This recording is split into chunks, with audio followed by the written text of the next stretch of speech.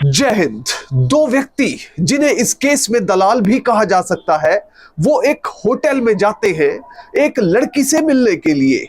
ये लोग 5 लाख रुपए की रिश्वत लेने के लिए कथित तौर पर इस होटल में पहुंचे थे, पर थोड़ी ही देर में सादे कपड़ों में पुलिस के अधिकारी वहां पहुंचते हैं, इन दोनों को गिरफ्तार करते हैं और इसके बाद पूछताछ का सिलसिला शुरू होता है।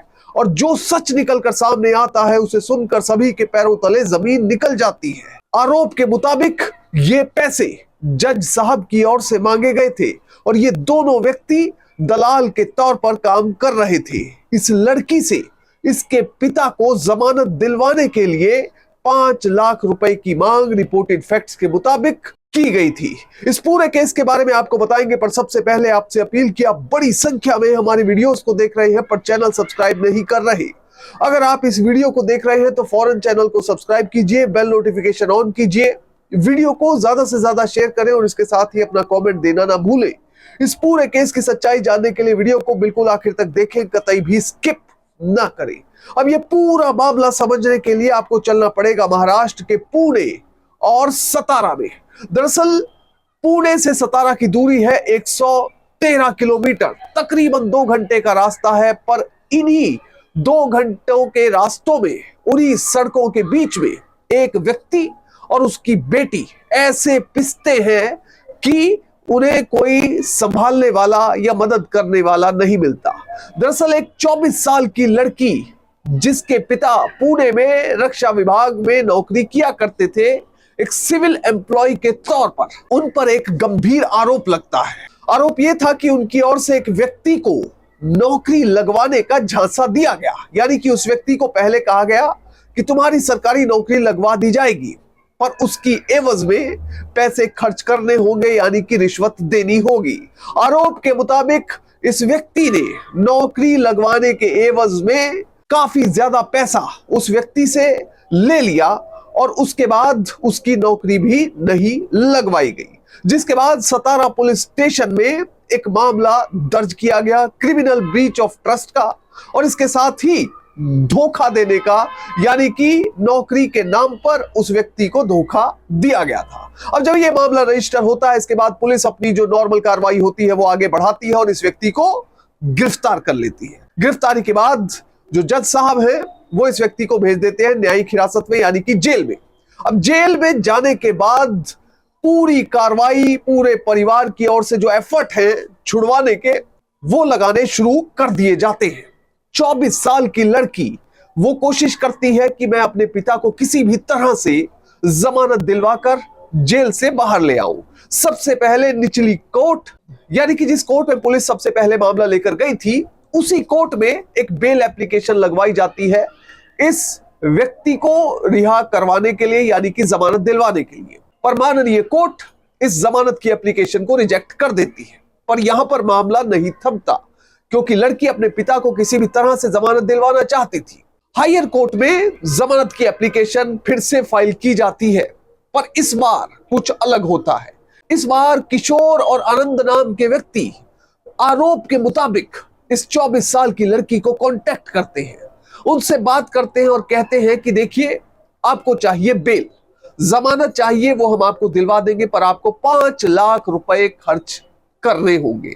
ये पैसा सिर्फ हमारे लिए नहीं, ये पैसा सीनियर अधिकारियों तक, ऊपर तक पहुंचाया जाएगा और आपको बेल दिलवा दी जाएगी। अब ये लड़की जब ये बात सुनती है तो हैरान परेशान हो जाती है कि आखिर एक जमानत लेने के लिए कैसे 5 लाख रुपए की रकम खुलेआम मांगी जा रही है।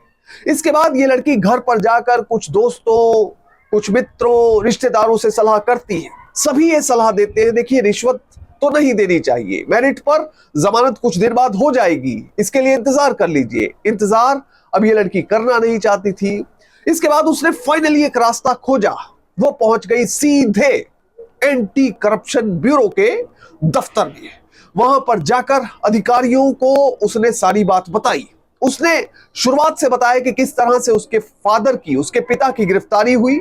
उसके बाद निचली कोर्ट में बेल की एप्लीकेशन लगाई जो रिजेक्ट कर दी गई, फिर हायर कोर्ट में लगाई और उसके बाद दलालों ने उससे संपर्क किया और आरोप के मुताबिक उससे कहा गया कि हमारे संपर्क सीधे जज साहब से हैं और हम जज धनंजय निकम के संपर्क में होने के चलते आपके पिताजी को बेल दिलवा देंगे। अब किशोर और आनंद नाम के इन व्यक्तियों ने जो एश्योरेंस दिया था, पुलिस के अधिकारी इस बात को सुनते हैं और उसके बाद अपनी प्रिलिमिनरी इंक्वायरी शुरू कर देते हैं। मामला सीरियस था, जज से जुड़ा हुआ था और रिपोर्टेड फैक्ट्स के मुताबिक कुछ दिनों तक पुलिस दिसंबर के महीने में अपनी इंक्वायरी करती है। पुलिस की जो प्रारंभिक जांच होती है उसमें यह पता लगाने की कोशिश की जाती है कि क्या इन दो दलालों के द्वारा पैसे मांगे गए थे, दूसरा क्या यह पैसा सीधे जज साहब तक पहुंचाया जाना था।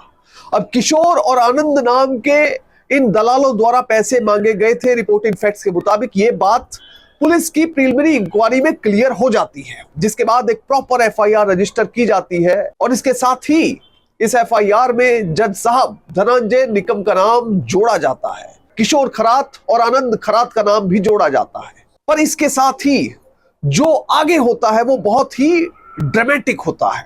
इस लड़की को कहा जाता है कि आप रिश्वत देने के लिए मान जाइए और आगे जिस भी तरह रिश्वत ये लोग मांग रहे हैं उसी तरह से रिश्वत देने के लिए उस जगह पर पहुंच जाइए। अब फाइनली ये लड़की किशोर और आनंद से कथित तौर पर रिपोर्टेड फैक्ट्स के मुताबिक बात करती है। वो दोनों कहते हैं कि आपको एक होटल में आना पड़ेगा, उस होटल में हम मुलाकात करेंगे, वहीं पर रिश्वत के 5 लाख रुपए आप हमें दे सकती है। अब दिन और समय और स्थान निश्चित हो जाता है। फाइनली ये लड़की रिश्वत के 5 लाख रुपए लेकर आरोप के मुताबिक होटल में पहुंच जाती है। अब होटल में वहां पर किशोर और आनंद पहले से मौजूद होते हैं, उनको रिश्वत का पैसा थमाया जाता है। पर जैसे ही रिश्वत के पैसे किशोर और आनंद नाम के इन दलालों को दिए जाते हैं, तभी सादे कपड़े में मौजूद बड़ी संख्या में लोग इन दोनों की तरफ दौड़ते हुए आते हैं और दोनों को उनके हाथों से पकड़ लेते हैं। रिश्वत का पैसा भी ये लोग अपने हाथ में पकड़ते हैं। कुल मिलाकर इन दोनों दलालों को रंगे हाथों रिश्वत के 5 लाख रुपए लेते हुए गिरफ्तार कर लिया गया। पर इसके बाद जो कुछ होना था वो बहुत इंटरेस्टिंग था। कुछ रिपोर्टेड फैक्ट्स के मुताबिक बताया गया कि जब पुलिस ने इन दोनों को पकड़ने की कोशिश की तो इनमें से एक व्यक्ति भाग निकला और बाद में पता चला कि वो मुंबई पुलिस में कार्यरत है। उसके घर में जाकर पुलिस ने सर्च किया, घर वालों से पूछताछ की और फाइनली उसको भी गिरफ्तार कर लिया गया। पर इन दोनों को कस्टडी में लेने के बाद जो सच निकलकर सामने आया उसे सुनकर पुलिस भी हैरान परेशान रह गई। जिसको वो पता चला उसके पैरों तले जमीन निकल गई। इन दोनों ने पुलिस कस्टडी में दावा किया कि ये पैसा जज साहब तक पहुंचाया जाना था। अब फाइनली होता क्या है, पुलिस पहले ही एक एफआईआर रजिस्टर कर चुकी थी। इसके बाद पुलिस की टीम एफआईआर रजिस्टर करने के बाद एक कार्रवाई होती है। देखिए, जज को सीधे गिरफ्तार नहीं किया जा सकता। जज की गिरफ्तारी के लिए पहले माननीय हाईकोर्ट की परमिशन लेनी होती है। इसके लिए एप्लीकेशन मूव की जाती है माननीय हाईकोर्ट में परमिशन लेने के लिए। बहरहाल इस केस के सामने आने के बाद जज के लिए चुनौतियां काफी बढ़ गई। पर इस पूरे केस को देखते हुए हमें सीख क्या मिलती है? हमें सीख ये मिलती है कि कभी भी भ्रष्ट आचार या फिर गलत नीतियों या फिर गलत संगत में नहीं पड़ना चाहिए। इस मामले में सबसे पहले हमें कहना होगा कि जो भी माननीय अदालत का फैसला होगा वही अंतिम तथ्य और अंतिम सत्य होगा। पर प्राइमा फेसाई देखने पर जो लगता है उसे देखते हुए हम यही सबक ले सकते हैं कि कभी भी जो व्यक्ति भ्रष्टाचार का रास्ता अपनाता है वो एक न एक दिन कानून के शिकंजे में जरूर फंस जाता है, क्योंकि कानून के हाथ लंबे होते हैं। इसलिए गैर कानूनी काम या भ्रष्टाचार करने से बचे और देश के विकास में सदैव अपना योगदान देते रहे, ताकि हम अपने राष्ट्र को एक विकसित देश बना सके। जय हिंद।